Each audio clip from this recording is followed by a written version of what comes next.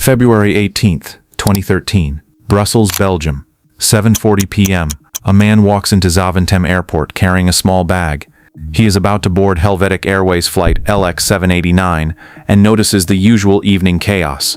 Baggage carts snake around terminals. Fuel trucks idle near massive wings.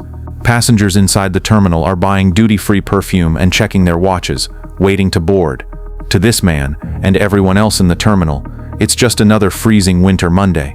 But he is standing on top of a powder keg. Right beneath his feet, inside the belly of the jet he's about to board, sits a cargo worth more than the plane itself.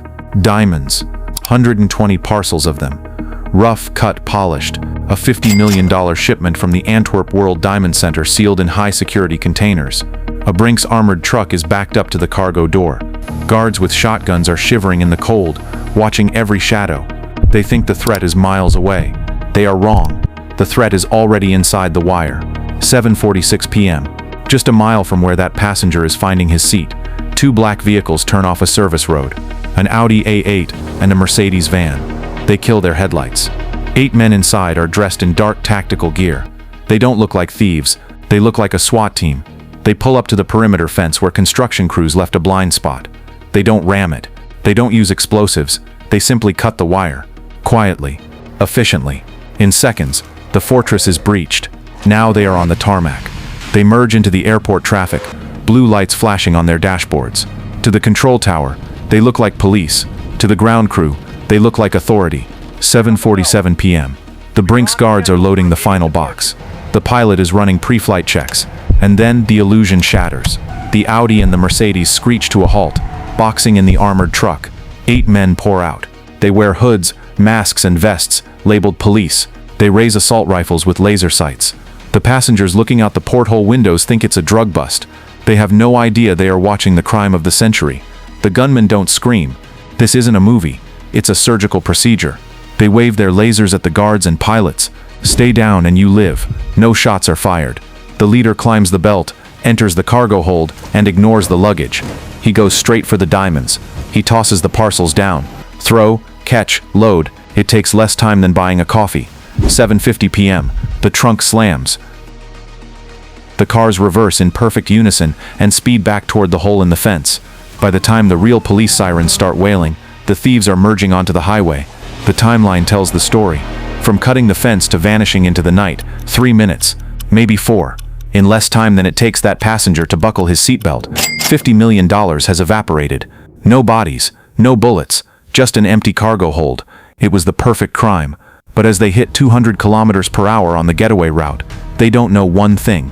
Even perfect crimes leave ghosts, and the hunt that is about to begin will tear the Belgian underworld apart. The morning of February 19th brings a cold rain to Brussels and a firestorm to the Belgian police. The headlines are screaming, gone in 180 seconds. The Great Plane Robbery. Inside the Federal Judicial Police headquarters, the mood is toxic. This wasn't just a theft, it was a national embarrassment. If 8 men can drive up to a plane with guns, they could have planted a bomb just as easily. The investigators rush to the first crime scene, but it's not the airport. It's a muddy field in Zellik, a few miles away. They find the Mercedes van. It's been torched, burned to a crisp. The thieves followed the playbook. Destroy the DNA, destroy the evidence. But fire is unpredictable. Sometimes it consumes everything.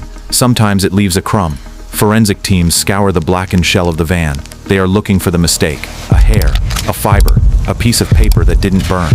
While they sift through ash, detectives are asking the dangerous question. How? How did they know the flight? How did they know the cargo? How did they know the exact minute the transfer would happen? You don't get that lucky. You get told. This implies inside information. The Antwerp diamond world is small, insular, and leaking like a sieve. Police start connecting the dots.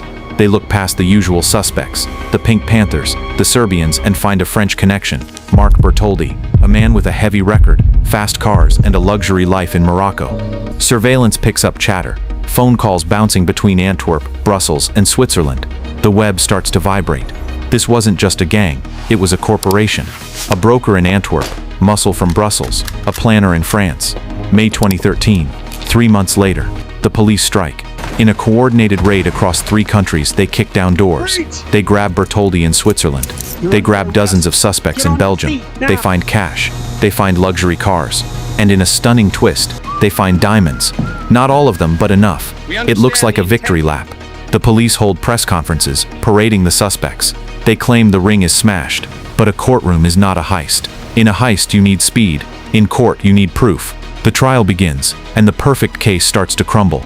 Defense lawyers tear the evidence apart. That DNA on the seatbelt, contaminated. Those phone records, circumstantial. You have no video of their faces. The men in the dock sit in silence. They know the game. In 2018, 5 years after the raid, the verdict lands like a bomb. Mark Bertoldi gets 5 years as an accessory, but the men accused of being the actual robbers, the ones on the tarmac with the guns, acquitted, not guilty due to lack of evidence. The judge rules there is no smoking gun, placing them at the scene. The lawyers smile. The police look defeated. And the diamonds, the vast majority, are never found. Cut, repolished, and sold into the global stream. They vanished. The Brussels airport heist remains a legend not because of the money, but because of the audacity. It proved that with 3 minutes, a pair of wire cutters, and nerves of steel, you could humiliate an entire nation. The fence was fixed, the patrols were increased, but every time a Brinks truck pulls up to a plane in the dark, the guards check their mirrors. They remember the night the police lights turned out to be thieves, and $50 million flew away without ever leaving the ground.